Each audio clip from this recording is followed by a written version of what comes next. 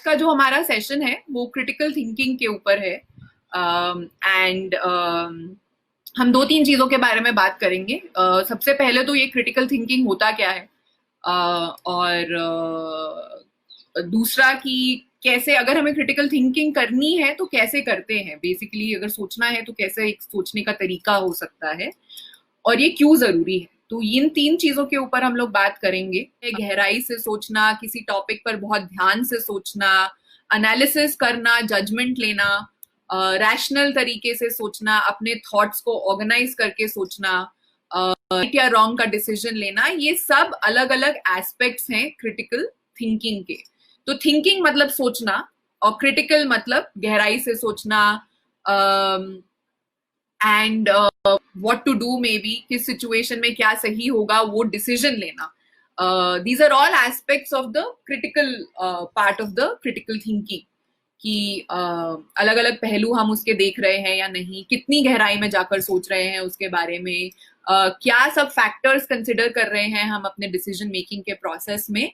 ये सब मिलकर क्रिटिकल थिंकिंग को डिफाइन करता है। तो now I am going to move towards and you stay with this definition of critical thinking as गहराई से सोचना, अलग अलग पहलू के बारे में सोचना। ठीक है, तो अब हम बढ़ते हैं कि हम क्रिटिकल थिंकिंग करते कैसे हैं, और इसके 4 या 5 स्टेप होते हैं। और इन स्टेप्स को एक्सप्लेन करने के लिए I am going to take like 3-4 examples. So the first step of critical thinking is to really observe things around you and see कि जो पैटर्न्स हमें दिखाई दे रहे हैं क्या वही पैटर्न है हमेशा, या उसके कुछ वेरिएशंस भी हैं, क्या कुछ अलग पॉसिबिलिटीज भी है उसमें। तो जो बोल दिया जाता है ना कि ऐसा ही होता है, तो क्रिटिकल थिंकिंग का फर्स्ट स्टेप है उसी पे सवाल उठाना या उसी के बारे में सोचना कि क्या वाकई में हमेशा ऐसे ही होता है, क्या वाकई में सारे पत्ते हरे होते हैं, या क्या वाकई में आसमान हमेशा नीला होता है।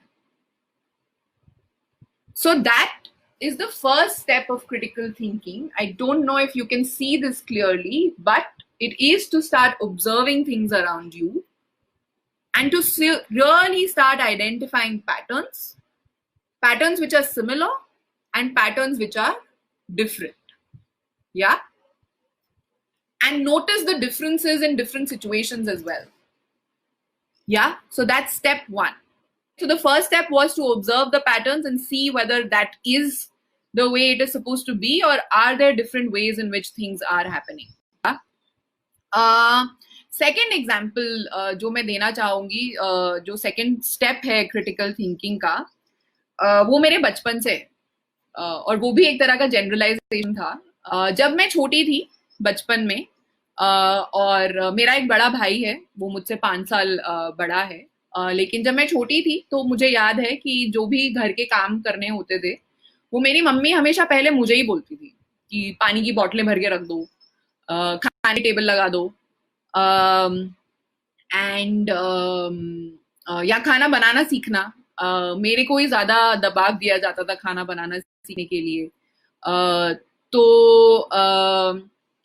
तो मैं अपनी मम्मी से तब सवाल करती थी कि क्यों मैं ही क्यों करूँ ये, आप भाई से ये सब क्यों नहीं करवाते हो, why doesn't he have to fill water bottle. तो मैं हमेशा अपनी मम्मी से ये सवाल पूछती थी कि क्यों आप मुझसे ये सब काम करा रहे हो, भाई से ये सब काम क्यों नहीं करा रहे हो, या अगर वो बाहर जा सकता है खेलने के लिए, देर रात तक बाहर रह सकता है, तो मैं क्यों नहीं रह सकती हूँ, और इसके पीछे क्या लॉजिक है कि ये अलग अलग आप क्यों बिहेव कर रहे हो। लेकिन तब मुझे क्रिटिकल थिंकिंग के बारे में पता नहीं था, तो मैं सवाल पूछ के चुप हो जाती थी और मुझे सवाल का कुछ आंसर नहीं मिलता। तो दूसरा जो स्टेप होता है क्रिटिकल थिंकिंग का, कि एक बार जब आप कुछ पैटर्न्स नोटिस कर रहे हो और देख रहे हो, तो दूसरा स्टेप क्रिटिकल थिंकिंग का है कि उसके बारे में सवाल पूछना। और वहीं से जो आपने शुरू में कहा कि गहराई से सोचना, वो प्रोसेस शुरू होता है कि ऐसा क्यों है, क्या सबके साथ ही ऐसा है, या सिर्फ मेरे साथ ही ऐसा हो रहा है, क्या इसको करने के कोई और तरीके भी हो सकते हैं, क्या कोई और ऑल्टरनेटिव भी हो सकता है, क्या कुछ ऐसे घर हैं जहां पर शायद लड़के और लड़की के बीच में ऐसा डिफरेंस नहीं है, और क्यों होना चाहिए ये डिफरेंस, इसके पीछे का लॉजिक क्या है। तो second step of critical thinking है सवाल पूछना। तीसरा स्टेप उसकी तरफ बढ़ रहे हैं अब हम, और एक नए एग्जाम्पल के साथ। तो जिस प्रोग्राम में मैं काम कर रही हूँ वो सेकेंडरी स्कूल्स में हम लोग काम करते हैं, और वहां पे भी हम लड़कियों के साथ काम करते हैं। और जो हमारे प्रोग्राम का उद्देश्य है वो ये है कि लड़कियां जो हैं वो साइंस, इंजीनियरिंग, मैथ, टेक्नोलॉजी, इन तरह के विषयों को और पढ़ें। तो जो प्रोग्राम है वो इस पर है कि लड़कियों को हम कैसे इनकरेज करें ताकि वो साइंस, टेक्नोलॉजी, मैथ्स, इंजीनियरिंग पढ़ें और उस तरह की नौकरियों में जाएं। लेकिन प्रोग्राम शुरू करने से पहले कि एक सवाल मन में आया कि क्यों ज्यादा से ज्यादा लड़कियों को साइंस, टेक्नोलॉजी, इंजीनियरिंग और मैथ्स में जाना चाहिए। ठीक तो चल रही है दुनिया अभी, अगर नहीं जा रही है तो क्या फर्क पड़ रहा है उससे, राइट? तो जब हमारे मन में ऐसे सवाल आते हैं तो हमको उनके जवाब ढूंढने होते हैं। और जवाब हम कैसे ढूंढते हैं? जवाब हम ढूंढते हैं जानकारी इकट्ठा करके, जवाब हम ढूंढते हैं डेटा इकट्ठा करके, जवाब हम ढूंढते हैं कि और जगहों पे क्या हो रहा है उसके एग्जाम्पल्स लेकर, ताकि हम अपना एक आर्ग्यूमेंट बना सकें कि हम जो कह रहे हैं वैसे क्यों होना चाहिए, राइट? तो जब हमने काम करना शुरू किया कि लड़कियों को क्यों साइंस, टेक्नोलॉजी और इंजीनियरिंग और मैथ्स करना चाहिए, तो हमने भी रिसर्च करना शुरू किया कि फिलहाल हमको डेटा क्या बता रहा है। तो जब हमने रिसर्च करना शुरू किया तो डेटा ने हमें बताया कि जब हम साइंस में रिसर्च की बात करते हैं कि क्या इनोवेशन होने चाहिए आगे, क्या एक्सपेरिमेंट्स होने चाहिए, तो सिर्फ 14% लड़कियां ही साइंस में रिसर्च में जा रही हैं, जो बहुत ही कम है नंबर।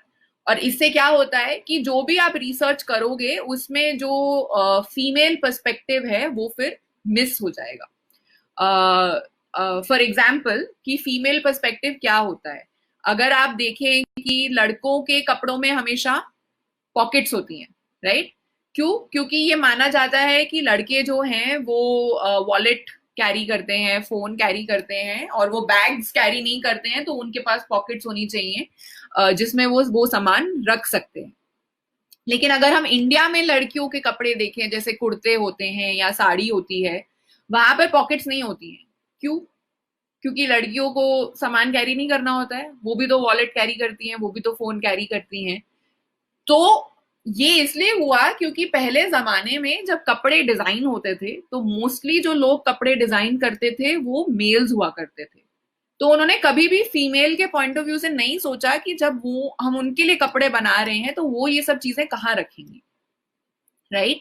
उसके बाद फिर किसी महिला ने सोचा और उन्होंने बैग्स बनाए, लड़कियों के लिए बैग्स बनाए कि आपके कपड़ों में पॉकेट नहीं होती है तो हम आपको बैग्स दे रहे हैं ताकि आप बैग्स कैरी करें, राइट? तो पॉइंट ये है कि जब हमारे मन में सवाल आते हैं तो उनके ऊपर रिसर्च करना बहुत जरूरी है। और उसी तरह से जब हमने ये साइंस, टेक्नोलॉजी, इंजीनियरिंग और मैथ के बारे में रिसर्च करना शुरू किया तो हमें पता चला कि रिसर्च में बहुत कम लड़कियां जा रही हैं। अगर हम टेक्नोलॉजी की कंपनीज को देखें तो वहां पर जो परसेंटेज है लड़कियों के काम करने का वो बहुत कम है। और बहुत सारे ऐसे कॉलेजेस हैं जो सिर्फ गर्ल्स ओनली कॉलेजेस हैं जहां पर साइंस ऑफर भी नहीं होता है एज अ सब्जेक्ट। तो अगर लड़कियां चाहती भी हैं कि वो साइंस पढ़ना चाहें तो उनके पास ऑप्शन नहीं है, क्योंकि बहुत सारे कॉलेजेस जो शायद उनके घर के आसपास हैं वहां पे साइंस ऑफर ही नहीं किया जा रहा है। तो ऐसे बहुत सारे कारण हमें पता चले जिसकी वजह से ये हो रहा है, और उसके बेसिस पर फिर हमने अपना आर्ग्यूमेंट बनाया कि लड़कियों को क्यों ज्यादा टेक्नोलॉजी के साथ इंटरेक्ट करने की जरूरत है, लड़कियों को क्यों इंजीनियरिंग में जाने की जरूरत है, लड़कियों को क्यों साइंस में जाने की जरूरत है, और लड़कियों को क्यों मैथ्स में जाने की भी जरूरत है, राइट? और एक चीज ये भी निकल कर आई कि जब हम करियर्स के बारे में बात करते हैं तो बहुत सारे ऐसे करियर्स हैं साइंस से रिलेटेड, टेक्नोलॉजी से रिलेटेड, जो बहुत हाई पेइंग करियर्स होते हैं, राइट? अगर हम करियर्स की एक वो करेंगे रैंकिंग, तो सबसे जो हाईएस्ट पेइंग आपके करियर्स होते हैं वो ऐसे करियर्स होते हैं जिसमें साइंस या टेक्नोलॉजी या इंजीनियरिंग या मैथ्स का कुछ ना कुछ रोल होता है, और उसके ऊपर आप खुद भी अपनी रिसर्च करके देख सकते हैं। तो अगर कम लड़कियां इसमें जा रही हैं तो लड़कियां पैसे भी कम कमा रही हैं लड़कों के कंपैरिजन में। तो अगर हम इसको भी बैलेंस करना चाहते हैं तो ज्यादा से ज्यादा लड़कियों को स्टेम में जाने की जरूरत है। तो तीसरा स्टेप ये है कि आप अपने सवालों के लिए एक आर्ग्यूमेंट और एक लॉजिक कैसे बना पा रहे हैं, और इसके लिए रिसर्च करना बहुत जरूरी है, इसके लिए एविडेंस इकट्ठा करना बहुत जरूरी है, इसके लिए डेटा के एग्जाम्पल्स लाना बहुत जरूरी है। तो स्टेप 3 जो हमारा क्रिटिकल थिंकिंग का प्रोसेस है वो है collecting evidence, data, stories, examples to build your argument and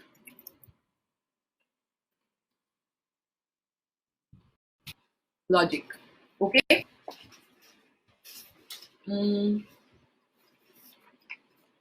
Right.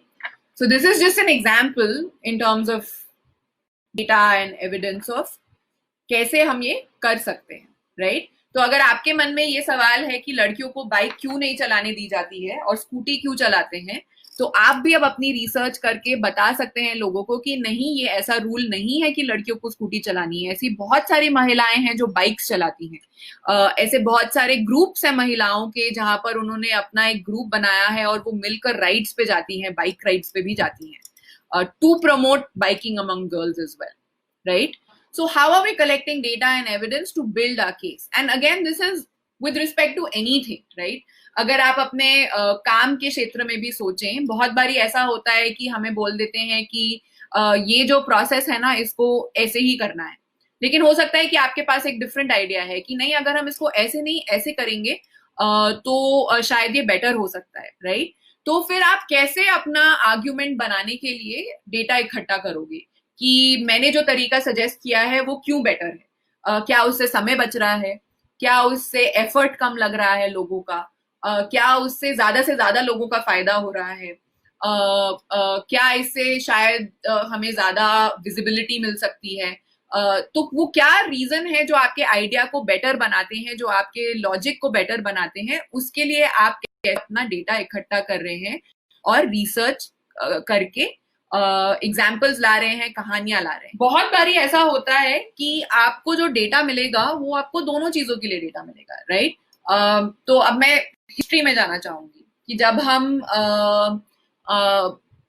बहुत पहले की बात करते हैं, इंडिया के इंडिपेंडेंस से पहले की बात करते हैं, राइट? 1800 या अर्ली 1900 के बारे में बात करते हैं, तो तब लड़कियों को पढ़ने की आजादी नहीं थी, राइट?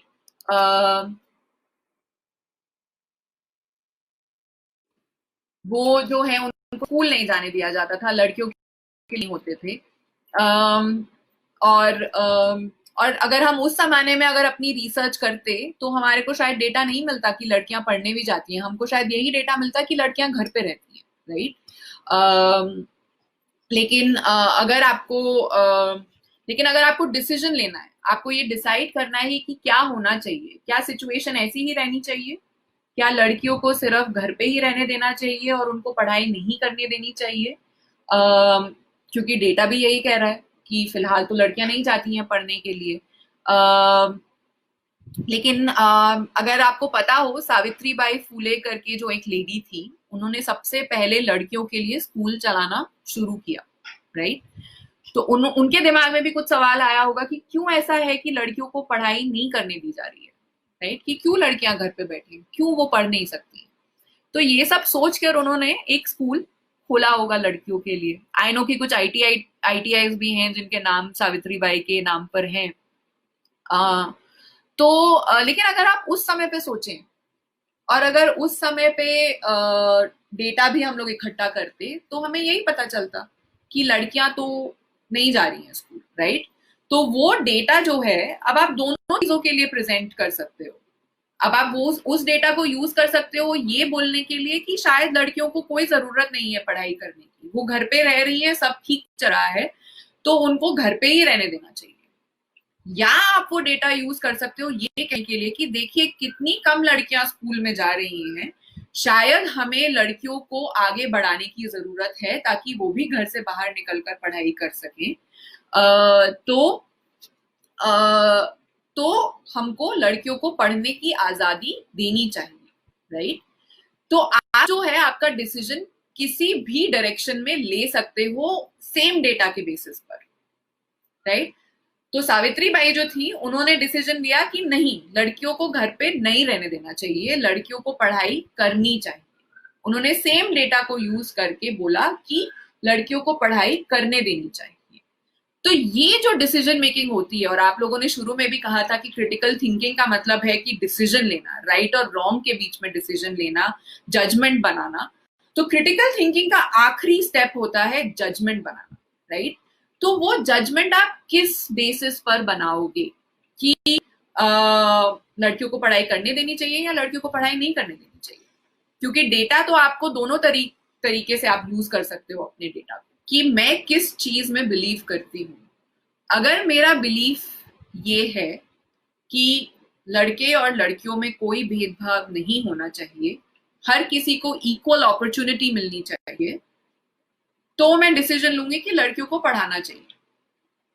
अगर मैं बिलीव करती हूँ कि नहीं, सब एक जैसे नहीं है, राइट, और कुछ लोग कुछ कर सकते हैं और कुछ लोग कुछ नहीं कर सकते हैं या उनको नहीं करना चाहिए, तो शायद मैं डिसीजन लूंगी कि लड़कियों को नहीं पढ़ने देना चाहिए, उनको घर पे ही रहने देना चाहिए, क्योंकि किसी को तो घर का काम करना है ना।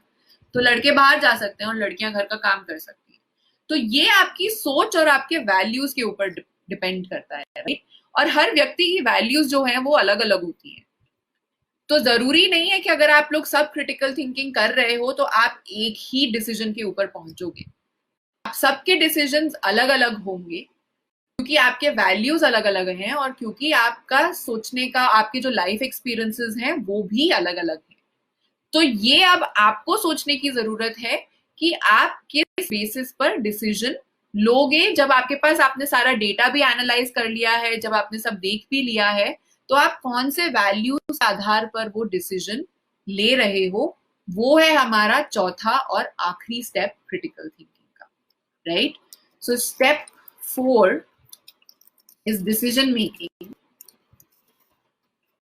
the judgment based on your values, your life experiences, and the change you want to see, right? Fourth step is the decision making process. You can take it in any direction that you want, even after doing all your critical thinking and getting all your data and getting all your rational thinking in place, right? So step 4 is to take the decisions based on your values, life experiences, and the change you want to see. And when it comes to values, बहुत सारे sources हो सकते हैं जहां से हम अपने values derive करते हैं। कि अगर हम क्रिटिकल थिंकिंग नहीं करेंगे तो जो चीजें जैसी हैं वो वैसी ही रहेंगी। अगर सावित्री बाई फुले ने क्रिटिकल थिंकिंग नहीं करी होती तो शायद आज हम सबको पढ़ने की आजादी नहीं होती, राइट? अगर किसी ने नहीं सोचा होता कि खाना बनाने के तरीके को कैसे और आसान बनाया जाता है तो शायद प्रेशर कुकर नहीं आता हमारी लाइफ में, शायद गैस नहीं आती, हम लोग अभी भी आग जला जला कर खाना बना रहे होते। अगर किसी ने क्रिटिकल थिंकिंग नहीं की होती तो शायद हमारे पास ट्रांसपोर्ट के साधन नहीं आते लाइफ में। किसी ने क्रिटिकल थिंकिंग नहीं की होती तो शायद ये कंप्यूटर नहीं होता हमारे पास। Thanks everybody, take good of yourself, don't step out of the house and continue the thinking. Bye.